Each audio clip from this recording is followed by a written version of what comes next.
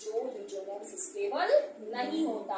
और जबकि फिनाल से प्रोटोनेशन के बाद प्राप्त फिनाक्साइड आयन वो कैसे स्टेबल होता है, रिजोनेंस स्टेबल होता है। लेकिन दिखाओगे कैसे, अब आपको याद होगा प्लस आर इफेक्ट होगा या minus R effect, plus R, क्योंकि डीलोकेलाइजेशन किस चार्ज की होगी, माइनस चार्ज की। अब अगर आप दिखाओगे तो आपको याद होगा ये इलेक्ट्रॉन मीन्स क्या, बॉन्ड है ना। आप ये कहाँ आ जाएगा, और ये किस पोजीशन पे है। अगर आप दिखाओगे, ये चीज आप पढ़ चुके हो, आपको 11th में इस तरह के बहुत सारे क्वेश्चन क्या किए गए हैं, कराए गए।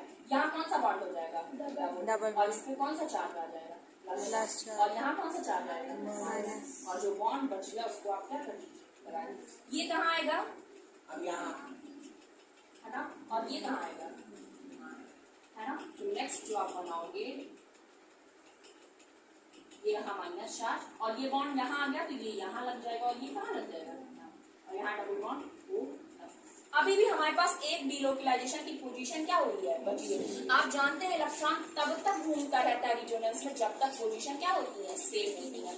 अब देखो जहां माइनस चार्ज है वहां इलेक्ट्रॉन की डेंसिटी ज्यादा है, जहां माइनस चार्ज है वहां इलेक्ट्रॉन की डेंसिटी क्या है, ज्यादा है। तो इसमें बताओ इलेक्ट्रॉन की डेंसिटी कहाँ ज्यादा है, छठवें कार्बन पे।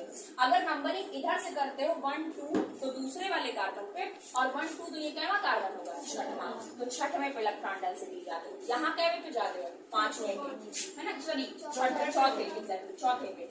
ये अब यहाँ आ जाएगा और ये कहाँ चला जाएगा, तो अब आप इसको यहाँ बना दीजिए। ध्यान से मेरी तरह मिटा मिटा के मत बनाना। तो अब बताओ कहाँ आ जाएगा बॉन्ड, एक यहाँ लगेगा और दूसरा यहाँ माइनस चार्ज आएगा, और बॉन्ड कहाँ लग जाएगा, डबल बॉन्ड ओ पे क्या हो जाएगा।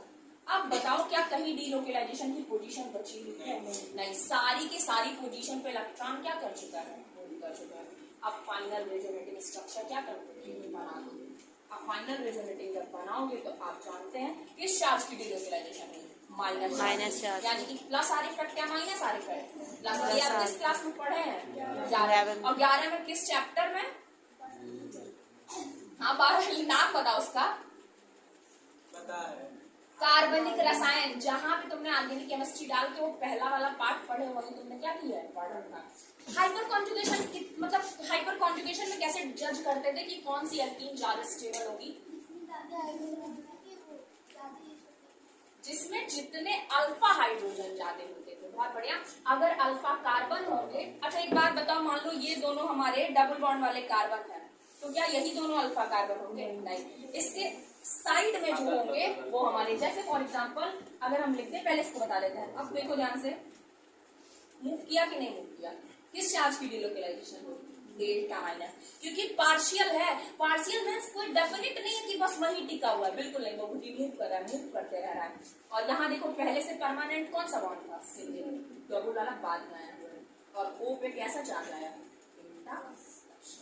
यहाँ तक कोई दिक्कत है नहीं। इसको आपने पीछे आपने कर रखा है। अब अगर मान लो हम बात करते हैं हाइपर कॉन्जुगेशन की, मान लेते हैं एक एग्जांपल लेते हैं, मिटाएं हम इसको, कर पाओगे कि नहीं कर पाओगे, अरे बोल दो यार। तो so release of proton is easy, so release of proton is easy, so phenol is more acidic than ethanol. और अगर लास्ट आंसर करोगे फाइनल, नहीं एल्को ऑक्साइड नहीं बाबू, वो तो हमने बाद की स्थिति बताई, कंपेयर आप एल्कोहल्स को ही कर रहे हो। फाइनल जब लिखोगे तो लिखोगे so aliphatic alcohols is less acidic than aromatic alcohol. फिर से क्या लिखोगे, एलिफेटिक, हिंदी में बोल लो यार, एलिफेटिक एल्कोहल एरोमेटिक एल्कोहल की तुलना में कम। अब हाइपर कॉन्जुगेशन हमने बात की थी ना कि अगर डबल बॉन्ड वाला कार्बन है, कार्बन हमारा कैसा है, डबल बॉन्ड, इसमें अल्फा कार्बन कितने लोग बता देंगे, और ये बताना है कि किसमें है और किसमें नहीं है। बहुत बढ़िया, ठीक है। आदित्य बताओ, पहले ये बताओ नंबर 1, इसमें है अल्फा कार्बन या इसमें, किसमें है अल्फा कार्बन और किसमें नहीं है, यानी कि पहले वाले में है और दूसरे वाले में नहीं है। किशन बताओ किसमें अल्फा कार्बन है किसमें नहीं है, पहले वाले में अल्फा कार्बन है। अतुल, पहले वाले में सबको यही लगता है, बिल्कुल सही है। पहले वाले में देखो बैलेंसिंग पूरी है क्या, 2 1 3 1 4, 2 1 3 1 4। पहले वाले में अल्फा कार्बन है, दूसरे वाले में नहीं है, यानी कि ये हाइपर कॉन्जुगेटिव नहीं है। जब अल्फा कार्बन ही नहीं है तो अल्फा हाइड्रोजन नहीं होंगे, और अल्फा हाइड्रोजन नहीं होंगे तो हाइपर कॉन्जुगेशन की फॉर्म नहीं होगा। तो ये तो इसमें कितने हाइपर कॉन्जुगेटिव स्ट्रक्चर्स हैं, 3 और 3 6, आपको याद होगा, और इसमें है ही नहीं। तो अगर पूछा जाए कौन सी एल्कीन ज्यादा स्टेबल होगी, गुणाकारी वाली। हमने कहा था ना कि जब बहुत सारे स्ट्रक्चर्स हो, आप 1 2 करके नंबरिंग, तो एग्जामिनर को बता दोगे 1 is stabilized by 6 hyperconjugative structures. So alkene 1 is more stable than alkene 2. और अगर आप नाम दोगे तो क्या नाम हो जाएगा इसका, ब्यूटीन 2। इसका नाम क्या होगा, ब्यूटीन 2, और इसका नाम है एथीन। एथीन या इसी को इथाइलिन बोलते हैं। यमन सर इथाइलिन बोला करते थे, जितेंद्र सर भी इथाइलिन ही कहते हैं, और हम लोग क्या कहते हैं, एथिलीन। हिंदी में एथिलीन बोलते हैं, लेकिन जब इंग्लिश लिखते हैं तो क्या बोलते हैं, एथाइलिन। पता है, अब आप इसको लिख सकते हो, butene 2 is stabilised by 6 hyperconjugative structure, और ethylene is not stabilised by hyperconjugative structure, so butene 2 is more stable than. Hyperconjugation की स्टडी हम सिर्फ और सिर्फ एल्कीन्स में करते हैं, यानी कि जहां डबल बॉन्ड होगा। तो डबल बॉन्ड वाले कार्बन एटम के सराउंडिंग में जो कार्बन होंगे आसपास, जैसे मान लो ये मेरा हाथ है, इसके बीच में डबल बॉन्ड लगा हुआ है, ये वाली स्थिति है, जितेंद्र सर यूं ही दिखाया करते हैं।